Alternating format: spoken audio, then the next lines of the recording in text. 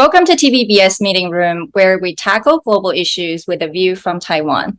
I'm your host, Wenqi Yu. Today, we're pleased to have Ambassador Max Baucus with us. He's the former U.S. ambassador to China from 2014 to 2017, and a former senior U.S. senator from Montana from 1978 to 2014. We're going to talk about the U.S.-China relations over the last 30 years, from engagement to competition. Ambassador Baucus, welcome. Well, thank you very much, Wenqi. It's a real honor to be talking to you. This is a subject that's dear to my heart. I really care about the U.S.-China relationship, so thank you for the interview. You've been on various news programs saying Speaker Pelosi should not have visited Taiwan and that President Biden looked weak to China. What did you mean? Well, first, it's the goal of U.S. policy toward China to reduce tension, not to increase tension. I think that Speaker Pelosi's visit unfortunately increased tension in the relationship between U.S. and China. The White House also did not want her to go. They felt that it was wrong. It would increase tension in the relationship U.S.-China. And add to that, there was no reason for her to go because I think Taiwanese citizens and Chinese know where the U.S. is with respect to Taiwan. I mean, the U.S. espouses the one-China policy, but in addition, the Taiwan Relations Act has been adhered to by the United States. More arms have been sold to Taiwan. Add to that, there have been lots of visits by American political figures to Taiwan. So it's clear that America has a strong relationship, very strong relationship with Taiwan. So there's no reason for her to go. So that's why I felt she should not go. But she felt that her going actually shows stronger support for Taiwan, especially given how China has been increasing its aggression towards Taiwan. So by going there actually shows the U.S. commitment. And it was a pretty big boost for Taiwanese people. So how did you think about that? Well, it's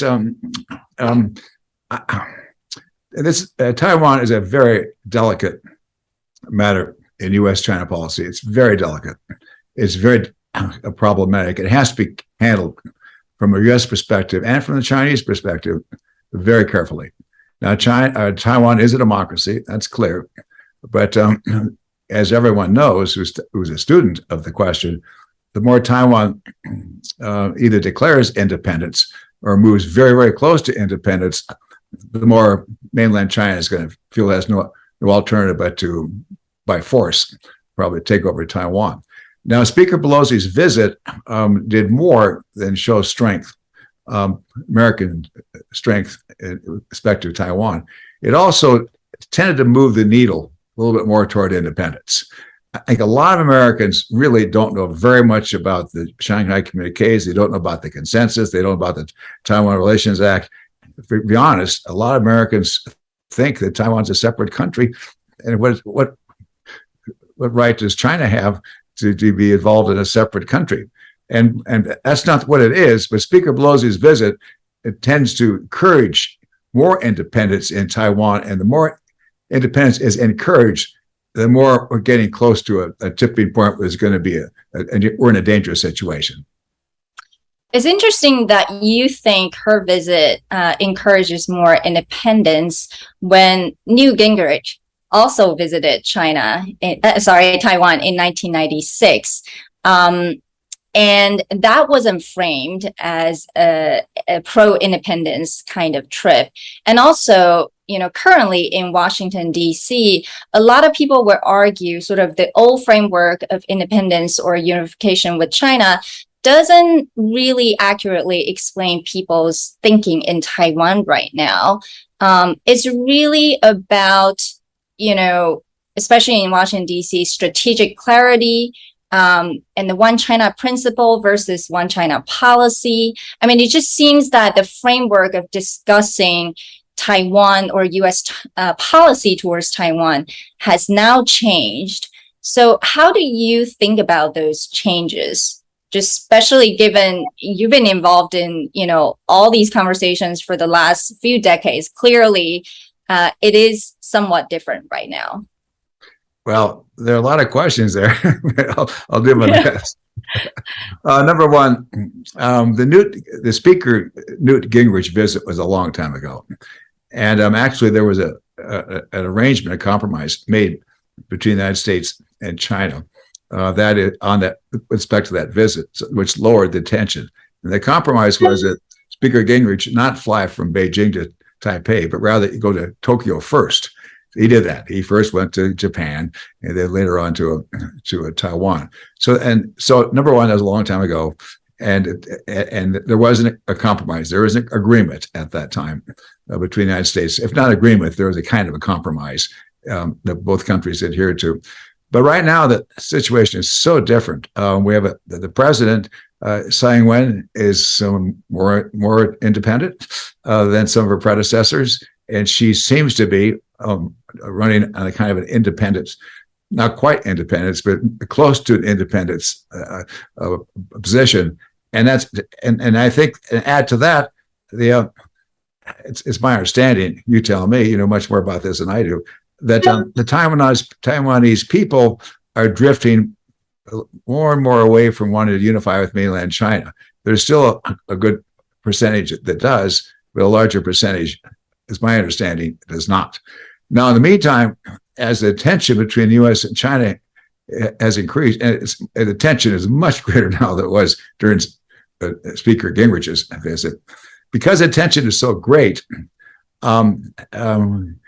everything that China or Xi Jinping does, or anything the U.S. or Joe Biden does, is magnified.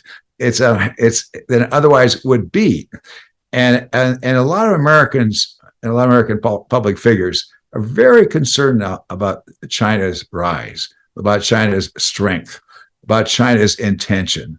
Very concerned, and partly that's because China is opaque. It's not an open system, so it's very hard to know what's going on in Zhongnanhai. What's going on over there? What do they cook? What are they cooking up? So I'll just briefly, there are many who in the United States who are very hawkish toward China, and they're very concerned. I want to beef up U.S. military, worried about maybe China taking over Taiwan, or maybe China pushing out its PLA strength out more into the Pacific. So it's a different situation today, and that's why it's much more volatile, and that's why a visit by the speaker today, under these circumstances, is much different than it was back then. I understand your view on this, and what do you think then, given how today's situation is so different than in the past? What is the current U.S. goal with China? I think in the past, it was pretty clear, right? The U.S. wanted China to be a part of the global economic and trade system, wanted to be a good player, a contributor. But some argue that, especially now, helping China enter into the WTO was perhaps a mistake, because we have not really changed China's behavior. Instead, China has become more assertive and is promoting its values and political system as more superior than democracy and free market economy. You also said that U.S. cannot stop China's rise. So how should the U.S. think about China right now? Do you think Washington, D.C. has a clear idea or strategy? I think it's evolving. I don't think it's as clear as I think it should be. Really, a very seminal moment was in Anchorage between Yang Jiechi and Tony Blinken. That was not a good exchange. That was sort of the beginning of a downfall in the relationship. And I'm very sorry that exchange occurred the way it did. Did you think that was intentionally put on as a show, or the dynamics was truly that intense? I'm not sure. I'm told that, who knows? One version is that Secretary Blinken was earlier in Japan. He got all riled up, and so he had two speeches, and he gave this tougher one rather than the softer one. The Yang Jiechi had two speeches, and in response, he gave the tougher one rather than this softer one. I don't know. Add to that, though, I think the Secretary Blinken's speech reflects a lot of what many in the administration think, and also is somewhat a product of domestic politics in America. Both Republicans and Democrats and the administration and the Congress today are quite united in their deep concern about China. And no member of Congress, whether a senator or a House member, dare stand up on the floor of the Senate or the House and say something constructive about China for fear of having his head taken off. I mean, it's so criticized in America by many in the American press, and especially Republican members of the House and Senate. They're afraid if they say something constructive about China, they're going to be facing an opponent in their primary race. Some other Republican will challenge them in the primary who is more hawkish than that person is, and they don't want to be primary. They don't want that competition, so they're very careful. And the careful thing is to be quite critical of China. That's unfortunate development today, and that's partly, I think, Secretary Blinken somewhat reflected that view in America. President Biden does not want to be perceived as, quote, soft on China.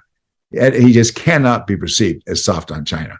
And if he does anything or says anything that allows that perception, man, oh man, will he be criticized very, very strongly, and he doesn't want that. And, there's an election coming up November of this year, the presidential election coming up November in 2024.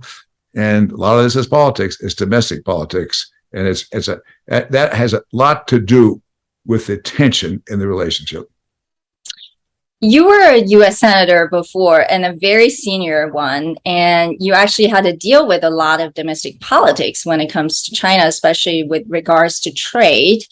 Is it getting worse when it comes to how U.S. domestic politics is actually affecting how we talk about China, and even potentially the executive branch policy towards China? I mean, in the past, you would say, okay, the executive branch and legislative branch can have very different views on China, or during the elections, you can be tough, but then once you get into the administration, you need to be more rational, reasonable, quote unquote. But it seems that, the difference is not that great right now. I mean, what is really going on? Well, when I was in the Senate, frankly, I was a very strong proponent and advocate for China entering the WTO. I thought it was a good idea, because if China is a member of the club, it's more likely to perform according to the rules of the club. And if China is outside, not a member of the club, not a member of WTO, it's more likely that China will go its own direction. And it's rather to be all the countries be together rather than moving separately. I was very impressed. I came over to China. I've been to China many times before I was appointed ambassador. And I spent a good bit of time with Zhu Wengji. I was very, very impressed with Premier Zhu. I thought he's one of the smartest, brilliant persons I ever met. And he was talking about WTO, and he urged me to help. And I wanted to help, and I did help. His argument to me, it was in part, Senator, push me hard, because then I can push back upon the non-reformers in China. So help me. You can help me by being strong and reasons why China should be a member of the WTO. And I sponsored or co-sponsored, I can't remember which, legislation of PNTR for China. I just felt China should be part. Now, back then, that's almost 20 years ago. It was good policy. China was not a big issue. China was kind of the little brother of the United States. People looked at China; they weren't terribly concerned about China. So I, as a member of the United States Senate representing Montana, I got no criticism, none whatsoever, for doing something positive. And frankly, I think China's membership in the WTO has been very good. Now, some Americans say, well, gee, the trade deficit exploded after China entered the WTO. And it is true, it did. That is, China exported many more products to the U.S. than vice versa. But after a while, China took cases of WTO, as has the United States. And my judgment is both countries have won a few cases, but WTO is a little weak right now. It can't really set the rules of the road as well as it should. But that was fine back then. But now, as we've been discussing, there's so much tension between the two countries. And it's wrong. I have a view about this. I think we're almost there, not quite. It may take maybe even a year for Americans to finally realize, and for the Chinese to realize, that, hey, it makes no sense to criticize each other.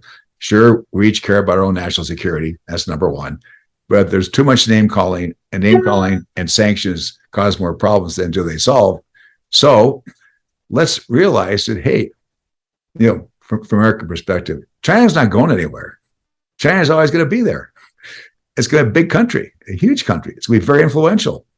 The United States isn't going anywhere. It's going to be big. It's going to be influential.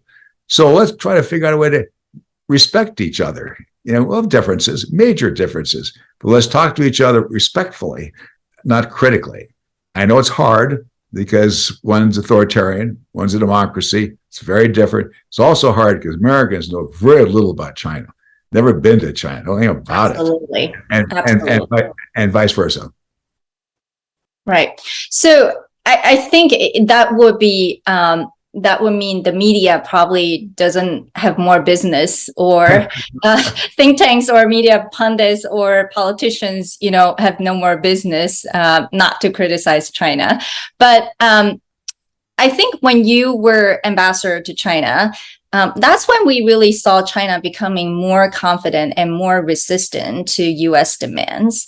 So it was not the tension didn't come out of nowhere, right? We did see a more confident and just, again, a much more resistant China to a lot of U.S. demands. Then during the Trump administration, we obviously saw a hardening U.S. position. So I'm curious your view, how much of those changes was because of Xi Jinping's leadership? As you said, Zhu Rongji, seemed like a very open-minded prime minister back then, but this is a different leadership. Or do you think a lot of the changes was due to Trump's policies? A lot of people may argue that. Or this was just inevitable given, it's a closing power disparity between the world's number one and number two? I think a lot of factors. I think your last point is the major one. It is somewhat inevitable. It's the old thing, the so-called Thucydides trap. Rising power, established power. I mean, it's true. I mean, the established power gets a little nervous when it sees a rising power. What's that rising power all about? They're going to threaten us. And the rising power is feeling confident. Hey, we're going to be, king of the hill here. We're going to do okay. So it's a lot of that is just natural. However, I also I saw some of these changes beginning to occur when I was serving the U.S. over in Beijing at 2014 to 17, when Xi Jinping as president was clearly gaining his confidence. That was a time when he was pursuing his anti-corruption campaign. And a lot of people, Chinese I talked to, kind of like that. They're cleaning up a lot of the corruption they saw. Well, obviously, on the other hand, he's using that to clean up some of his enemies too. He's able to consolidate power with the anti-corruption campaign. It's clear that that's what he was doing. It's also clear that he was really starting to consolidate power.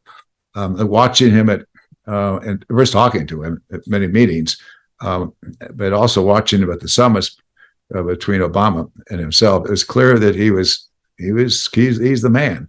And add to that, there's a lot of internal squeezes within China. NGOs were stripped of some of their powers. Journalists were rounded up more. Social credit system, I think, was starting to go into effect. The Great Wall, Internet Wall, was tightening up a little bit. And you could just feel, and also a big change occurred when Eric Snowden's revelation came upon the scene. I was over there, and boy, Chinese got really, really concerned about U.S. spying on China.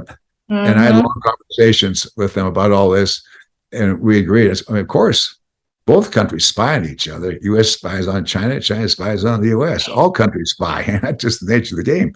However, when it comes to commercial espionage, that's different. American system, we like to think we don't spy for commercial reasons. And the Chinese, I try to get the Chinese to differentiate. In fact, the head of cybersecurity, or forgotten that the leading was Liu Wei, and Liu Wei back then was trying to say to me, no, there's no difference between commercial espionage and national security espionage. And I said, no, there's a difference, and you guys you're spying for commercial purposes. Yeah. But what I'm really getting at is China then passed, in the wake of Eric Snowden, many national security statutes to bolster up their national security, but use those statutes also to help their companies. So it wasn't just Chinese national security; it was Chinese economic security. Mm-hmm. And China then talked a lot about indigenous innovation.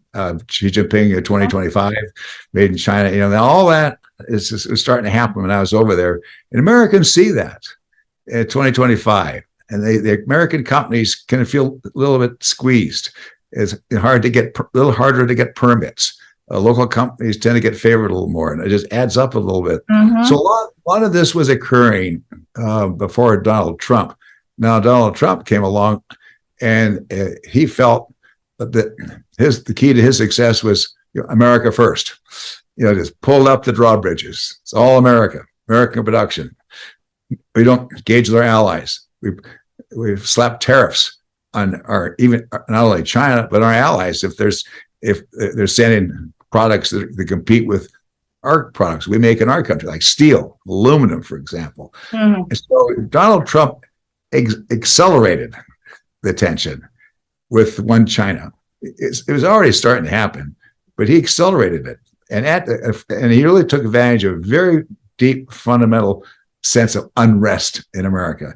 America at that point starting to get a little nervous about their economic security. And I said, oh my gosh, there's a great big country, China, over there. And we don't know much about China, but boy, that's kind of scary. And Donald Trump tapped into that. I mean, you're absolutely right. Just connecting the dots between the domestic politics and how China became almost like a scapegoat. Of course, there's a lot of what China did was also increasingly bothersome to from the U.S. and Washington, D.C. perspective as well. So what is next then? There's no regular dialogue between U.S. and China. It's not like when during Obama administration, there were, economic and strategic dialogues. And it's not just about bilateral issues, but also global issues. There are a lot of issues that depend on the two countries to talk to each other. So with the midterm elections in November coming, as you said, and stronger congressional support to deter China, we see just different legislations, military to deter China militarily, politically, and economically. It seems unlikely there's going to be any progress between this bilateral relationship, but more deterioration. How do you think about this? Is there any turning point?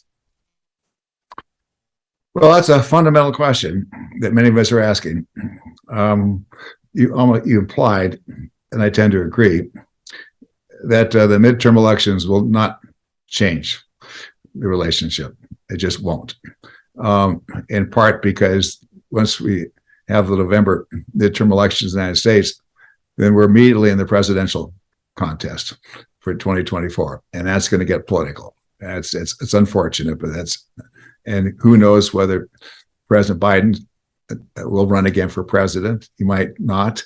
He may be a lame duck if he decides not to run, and then that means he has less power with respect to China or any other country. It's going to be difficult.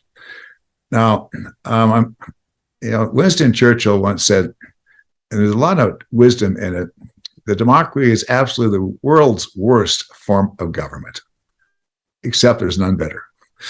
What he's really saying is democracy is messy, it's crazy. People say a lot of crazy things. The press prints stuff, and it just nuts. But there's deep resilience, and in many democracies, we like to think there's deep resilience in American democracy, but we'll see. The jury's out. We'll see the degree to which we can get our act together. I don't see much. Well, let me back up. We first have to diffuse the Taiwan problem. We got to reduce tension over Taiwan. That's the biggest problem our two countries are facing right now, Taiwan. And my judgment is all three parties, U.S., China, and Taiwanese, have to say, well, wait a minute here. Let's kind of be careful with what we do or what we say, because we don't want war. We don't want to stumble into some kind of war. Many commentators say that's what happened in World War I. The country just went adrift, and that could have been prevented. And clearly, we want to prevent any major military operation that puts lives of Taiwanese, Chinese, or Americans at risk. That's number one. That takes a lot of cool, calm thinking on the part of Xi Jinping, Tsai Ing-wen, as well as Joe Biden. They got. I know they care about that, but that really is in terms of timing, number one. Second, beyond timing, beyond Taiwan, it's I've often thought, these dialogues, I mean, they're kind of formalistic. S&EDs, they're fine. I've been to many. My gosh, all the work that goes into them and what comes out of them, not a lot, but still we're talking. It's good that we're talking, because either we hear each other's point of view, even though it's all predictable, we still hear it, and we have dinner together and so on and so forth.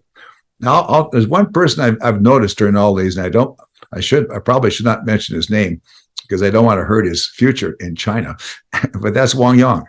He is one person I've noticed in a lot of these S&EDs that is very even-headed, level-headed, and I just have the highest regard for him. And he's in the standing committee. I appreciate that. And I just hope that the makeup of the standing committee, when it's announced, the 20th Party Congress, is one that's where the Chinese feel and Americans feel, well, gee, maybe there's a little signal there somehow, the composition, when the president Xi gets reelected, the composition of the standing committee might indicate some little signal that we really want to work together and be open and so forth. I sometimes thought it'd be great if Joe Biden and Xi Jinping would just go for a walk and talk, and without their handlers, without their briefing materials, because president leaders are really pushed by their handlers. All these position papers. You got to do this. You got to do that. It's so complicated. There's a temptation to kind of follow it. But really, you got to trust your common sense, trust your instinct. And this, I know this is crazy. I know it's crazy. But with President Biden, President Xi Jinping, kind of together alone, and go just start talking about this. And if once they start talking about all this, I'm quite confident that it'll move more towards, say, how do we get better along here? What do we have to do so we don't get a little bit better? Because neither country wants war. Both countries want peace. We both do. And if we do, well, let's start doing a few things which show that we do. Now, it's the whole thing in life. It's doing is much more important than talking. You got to actions speak louder than words. So each has to do something, not just say it, but do something that shows that it really wants to slightly begin to accommodate the other constructively. I think you're absolutely right. Well, sounds like this fall, whether it's the U.S. domestic elections or China's 20th Party Congress, will change some of the dynamics. So hopefully not for worse. Right. And then secondly, I think, as you said, the two leaders need to just have an in-person meeting, basically. I think COVID obviously has not helped. There's some hope that I think during G20, there may be a chance that Xi Jinping and Biden may travel. And so there may be an occasion for the two to actually have an in-person meeting. We'll see. But today, I just want to thank you so much for your insights. It's decades of wisdom and observations. So it is an awakening moment for the world, though, that we urgently need to understand China and communicate with China better. So thank you so much, Ambassador. I wish you and your family the best, and take care. Thank you. I'll pass on your best wishes to my wife, Bella. She'll deeply appreciate that. Thank you. Thank you. Okay.